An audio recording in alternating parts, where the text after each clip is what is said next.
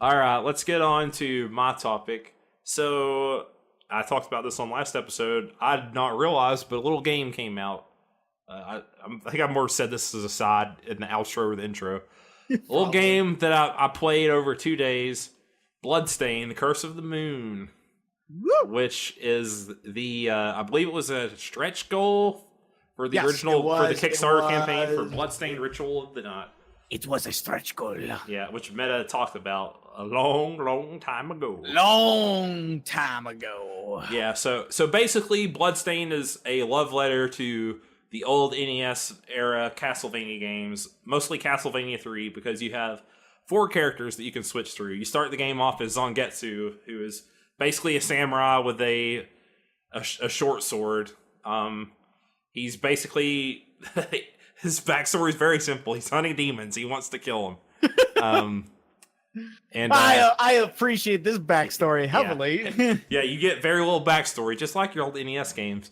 And you eventually run into 3 other characters: Miriam, who is the going to be the main character in Ritual of the Night; Alfred, who is a priest, basically, or like just a magic user, basically; and Gabel, who's basically just Alucard. His attack is like the same as Alucard's too. He throws out the 3 little beams. He can transform into a bat.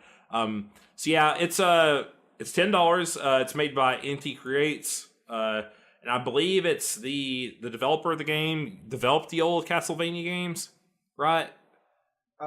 Yes, it was I can't remember his name. It's Iga. Yeah, Iga. Igavania. His name is Iga, and well, that's his shortened name. That's what everyone knows him as. That's what everybody knows him as. Iga, and he's known for Igavania. He was kind of what made Castlevania switch over to what they're like, the Metrovania style, essentially. He loves Soten, which is more of a Ritual than not is going to be like.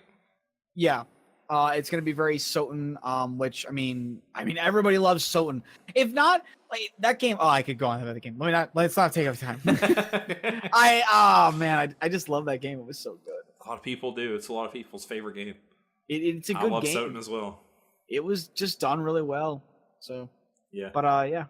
So yeah, basically like the whole shtick of Castlevania 3, and to an extent Bloodstained Ritual of the Night, or Curse of the Moon, is that you can mid-stage change your characters.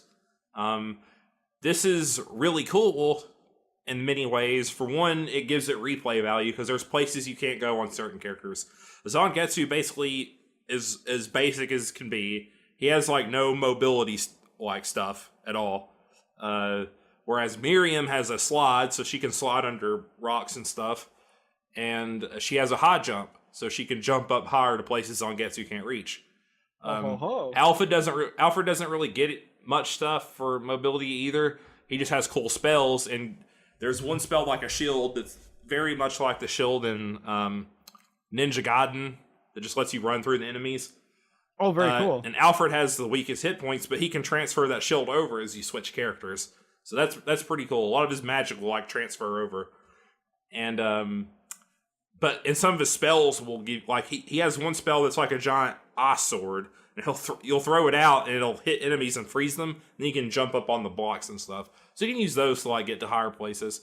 And then Gabel he basically uses your weapon points as he's a bat, but when he's a bat you can fly pretty much anywhere on the screen.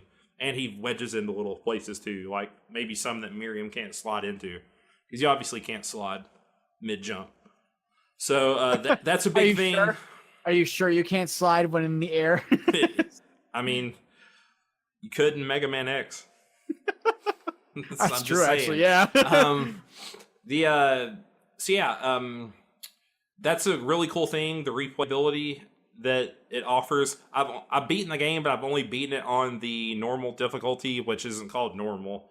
There's casual, veteran, and then unlocked nightmare. The game has multiple endings. Depending on the characters, you don't have to recruit them, and you'll get different endings depending on which characters you recruited. And so there's true endings, bad endings, depending on the choices you make throughout the game. Then the true ending. Now I sound like what's that movie with Tom Hanks? The True. I have to know about the True. I don't know. I don't know. weird tangent. I'm not a big movie man. Yeah, you can't ask me the kind of questions. What was that Tom Hanks movie meta? Cloud Atlas It was Atlas 9 Outcast. or whatever. Yeah. He's talking to volleyball, but no, so yeah, the actual true ending is supposedly when you beat it on the hardest difficulty. I think recruit all the characters, but it may be different. I need to replay it. Like I said, it's only $10. For $10, it's a pretty good deal. It's got lots of polish. You tell lots of love went into it for a basically a Kickstarter expanded thing. I mean, like, they didn't have to make a whole actual like game. Basically, that is so polished. Is the sprites and stuff are so charming. It feels like an old NES game. Sadly, and my big complaint about Bloodstained, Curse of the Moon, is that if you're going in thinking you're going to get an NES challenge, you are not. And maybe it's more difficult on Nightmare mode. I'm sure it is. Probably but is. The game is really, really easy. I don't think I died once until I got to the 5th boss. Then there's like the 6th boss. I think I died a few times. And I was starting to go, okay, now it's going to ramp up. But the stages aren't necessarily that hard. The platforming isn't that hard. It doesn't have the Ninja Gaiden when you hit an enemy and you knock back frames or whatever, where you slide back. You can just damage boost through enemies if you have the health. Oh, really? Wow. Yeah, I love that there's 4 characters, but the 4 characters also make the game more easier. Because when one of them dies, you just start back on that screen, but all your other characters are still alive. And you can switch between them on the fly, so if one gets a really low health, you can just not play that character anymore. Sounds like Teenage Mutant Ninja Turtles. It is very much like Teenage Mutant Ninja Turtles NES. That game, I can't believe, I was going to reference that, and I can't believe you referenced it first. Boo-da-doo, bow, boo-da-doo. I love the music in that game. That game was so freaking hard. Oh, it was absolutely hard. That game was incredibly hard. It made me cry when I was 4. That game was a mean game. I played it, though, because I'm an idiot. The music is still so in my head. But yeah, it's a lot like Ninja Turtles in ways, too. But yeah, all the characters, I like how different they play. Their abilities are all cool. It's a great love letter. If you like NES era Castlevania games, there's literally no reason not to pick it up for $10 and get like your 6 hours of enjoyment out of it. It's 6 hours for $10 might not sound like a lot, but if you like these games, it is so worth it. And I love Castlevania 3 is one of my favorite. Castlevania 3 and 4 are my favorite Castlevania games. So this was just nostalgia for me, big time. I'm trying not to spoil it. It's been getting good reviews, and it's made me really, really excited for Ritual of the Night. I think this game takes place in an alternate universe, is what Iga said. It's probably, I could see it taking place in an alternate universe. Yeah, and I love what indie developers who kickstart. I mean, there's lots of Kickstarter horror stories, but like this game with NT creates, Shovel Knight, whose devs I can't remember right now. That's killing me. I can't remember them. Who were basically have made 4 whole games off of one Kickstarter and stretch goals. Because you have Shovel Knight, Plague Knight, Spectre Knight, and now they just announced that they were in alpha stage for King Knight, and all the games play super differently. So just that Kickstarter like developers are coming through on their stretch goals and making games like that surpass what probably anyone expected from a stretch goal like game is really cool. And I love these old NES 8-bit style throwback games. I hope that in the future more people can go to Kickstarter and utilize it as a way to make an awesome project and to actually deliver it. Generally though, like with all these kind of Kickstarters, the bigger projects like making a game or a new piece of technology or doing a piece of technology that's still very not commercial based and still being worked on in a more developmental basis, those are always kind of rough to back because they can fail. Yep. It's very easy for them to fail. Games are very easy to fail. And I think it's kind of funny that you may mention like the horror stories because this does happen a lot. You will see games on Kickstarter rarely come up, and oftentimes they don't come out that well. Yep. Or they don't even Mighty Number 9. Mighty Number 9 is a perfect example of a game. It's a very famous example of a game that went up onto there, was a video game, and did not do well. Yeah, this could easily, for some people, think like, oh god, because that was like the Mega Man, the guy who made Mega Man making a new game that's like Mega Man. This is Iga making a game that's like Soten. So maybe a lot of people had that apprehension, but I think if they play this, they won't have that apprehension anymore because he's going to take care and fulfill his promises.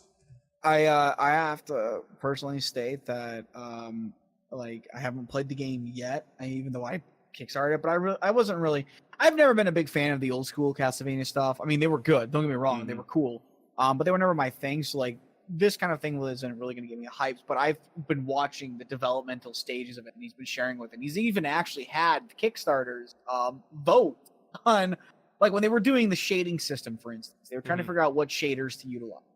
And they eventually kind of narrowed down the list, but they weren't sure which ones they really liked the best. They're like, screw it, let's ask our Kickstarters. So they shot out an email to everybody and it's like, hey, go to here, vote on what shader you like, and we'll utilize that one for the game. And they've been doing that for a couple of their options now. They've had people actually just vote on something. They've narrowed it down to like a couple of choices whenever they have something they can't figure out, and they have the Kickstarters do it. So now the Kickstarters not only have helped fund the game, but you know for a fact that the majority of the Kickstarters have chosen a shading that the majority are going to like, so you know that these people, when they're playing the game, are going to be picking something that ultimately is really nice for the majority of people, which has its ups and downs, but I'm not going to go into that. As the point is that we know that a lot of people who are looking to get this game are going to be choosing options on it that are likely going to please the most amount of people, which is good for a game. So I've just been watching by this. I'm already kind of hyped for it. I am glad that the updates have been periodic. There are, unfortunately, the only downside is again having back the Kickstarters, that he has been quiet a couple times, and like there's times where there's just months that go by and it's like, he said yet? Where'd he go? I need the game. I need my game. Where'd it go? Yeah. And then suddenly he's like, we're not dead. I'm like, oh, thank God. I thought I was gonna have to like mail myself over to their office and ask what's going on. I got the box and the air holes and everything. I was just about to tape myself in. Yeah. So, kind of watching that, it's really nice to see it. I have to play the game, but you're kind of talking about it just make me want to just go in there and go like, let's just do this. Let's just play this game. NT Creates actually did Mighty Number 9, which I didn't know. They also did Shantae, which is also a very highly praised game. You know what? Those kind of games, it's not always the development studio. Sometimes it's the direction and the people who lead it. Yeah. Yeah, that's what I think the problem with Mighty Number 9 was that he's just like, I'm going to rest on my laurels, and people will just enjoy the game because it's like kind of like Mega Man. That did not happen. I mean, it didn't have. I mean, like the difference is that like Iga is actually he is a producer and a director, mostly for the games that he worked on. Iga actually generally has a very hands-on approach. Some might call it micromanagement. Some might call it he's very picky. Others might just call it that he's just very hands-on with his own projects. However you want to state, you do know that the man has actually worked on the things that he made, which is a good sign generally in the gaming world, is that the man who's running and deciding everything is also working on everything that he's deciding on. So you at least know that he's not just sitting back on an armchair and saying, yeah, let's just do that. And that's not to slap in the face of the guy for Mighty Number 9, but he was, as far as I understand, and I could be wrong, this is only from what I understand because I've never met the guy, I don't know his work ethic. Keiji Inafune. Keiji Inafune has been noted that he is more of a producer than an actual developer, which can mean that generally he's more worried about producing the item and his name being on it as a part of the development than he is actually developing the item itself, which is what I have seen go around since the game dropped, and people trying to explain like why that game came out the way it did. Now, whether it's true or not, again, I can't verify. It's all hearsay. But I've seen it in enough places and enough areas to at least take it with some grain of salt that there is likely some truth to it. Because if you've obviously it's not a very common thing to say for people, but if you have worked with some CEOs, you're going to find either a CEO that, and in this case, I'm saying CEO only because he's the highest guy on the rung, exec producer, but you're either going to find those execs who are going to be very hands deep into their own department, or the execs who are not always that deep into their own department. Whether they rightfully deserve to be there or not isn't the point. Either you have ones who are going to be working on it or ones who aren't really going to be. And when you've had enough experience around them, you find that the ones who actually put their hands into the pie and work on it and help, bake it up, turns out that the product that they make is generally better. Mm-hmm.